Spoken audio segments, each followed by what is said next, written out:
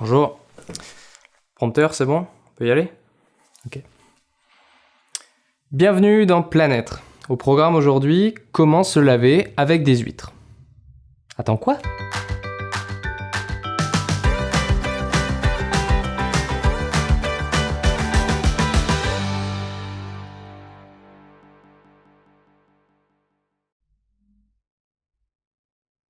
Excusez-moi, vous êtes de la prod?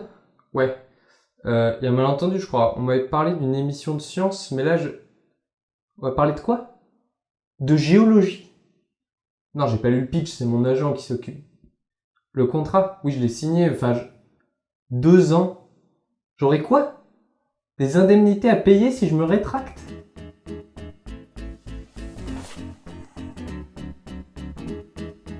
Se laver avec des huîtres, donc. Une pratique assez récente apparue sur la planète Terre il y a à peine quelques centaines de millions d'années.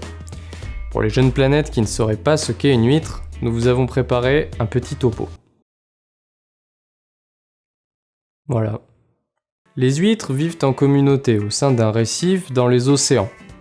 Oui, si vous n'avez pas d'océan, malheureusement, le sujet d'aujourd'hui ne va pas trop vous aider. En revanche, si vous avez des océans ou que vous songez à en mettre en place, vous allez voir que les récifs d'huîtres seront pour vous de véritables super-héros marins.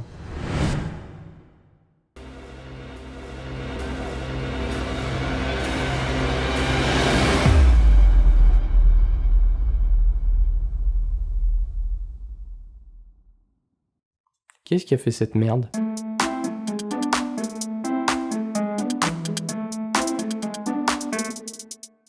Avoir des océans, c'est bien. Ça permet de réguler votre climat, de mettre quelques poissons dedans, et ça fait des super photos Instagram. Mais avoir des océans propres, c'est mieux. C'est là que les huîtres vont être utiles. Pour se nourrir, elles vont absorber de l'eau sur leurs branchies. Celles-ci sont couvertes de mucus qui va permettre de piéger les particules en suspension dans l'eau. Alors dans ces particules, on va retrouver du plancton qui va réellement servir à nourrir l'huître, mais aussi plein de petites merdes qui servent à rien à part troubler l'eau. Eh bien ces dernières vont être rejetées couvertes de mucus dans le milieu extérieur et vont par la suite servir de repas à diverses espèces de poissons.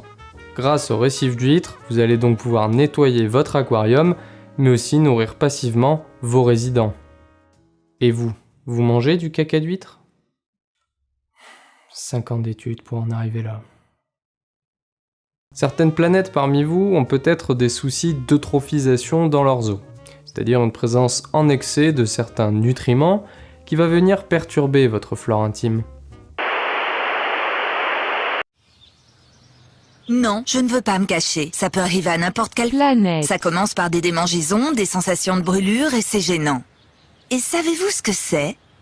De l'eutrophisation. Ne vous inquiétez pas. Cet excès de nutriments est souvent causé par un parasite qui vit principalement sur vos continents et qui s'amuse à balancer n'importe quoi dans les rivières.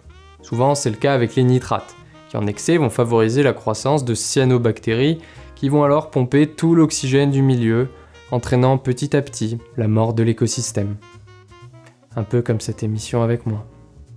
Si vous rencontrez ce problème, sachez que les récifs d'huîtres peuvent vous aider à dénitrifier le milieu. En effet, on trouve au bas de ces derniers de nombreuses bactéries qui vont transformer les ions nitrates en d'autres formes d'azote plus stables. De quoi limiter l'impact de vos parasites sur vos océans, même si évidemment, il serait plus intelligent de régler le problème à la source. Un petit tsunami, ça marche très bien.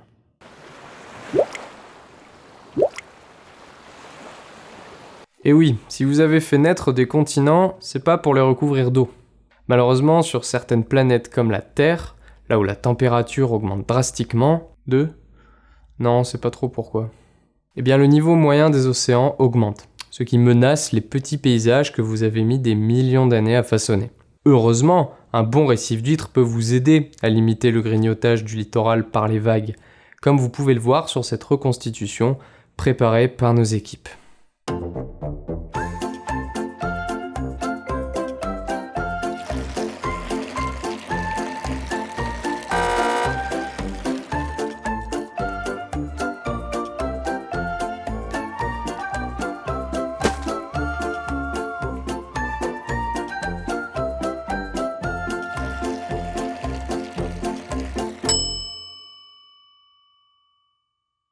Maintenant, une question d'un de nos spectateurs. Il s'agit de Xavier DL qui nous demande « Les récifs d'huîtres sont-ils des sources ou des puits de CO2 ?» Attends, mais comment on peut avoir une question de spectateur si c'est le premier épisode ?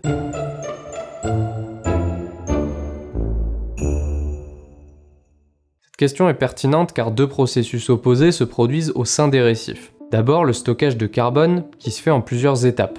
La première n'inclut pas l'huître, mais le plancton présent dans vos océans et qui va fixer du carbone, notamment par photosynthèse.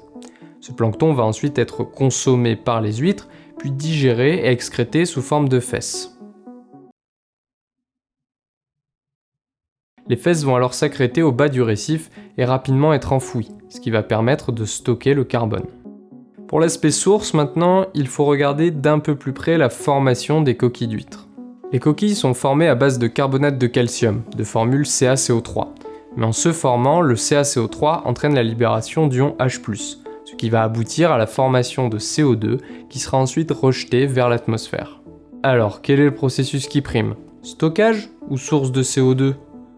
Eh bien, si on prend le cas de la Terre, c'est la planète où on a le plus de données, la production surpasserait légèrement le stockage. Mais attention, la quantité de CO2 émise par les récifs correspondrait à seulement 1% de la production globale de la planète. Le niveau de CO2 dans l'atmosphère terrestre part certes en cacahuète depuis tout récemment, mais la contribution des récifs d'huîtres n'y est pour rien. On reste dans des ordres de grandeur naturels qui contribuent à un effet de serre normal, nécessaire au développement de la vie.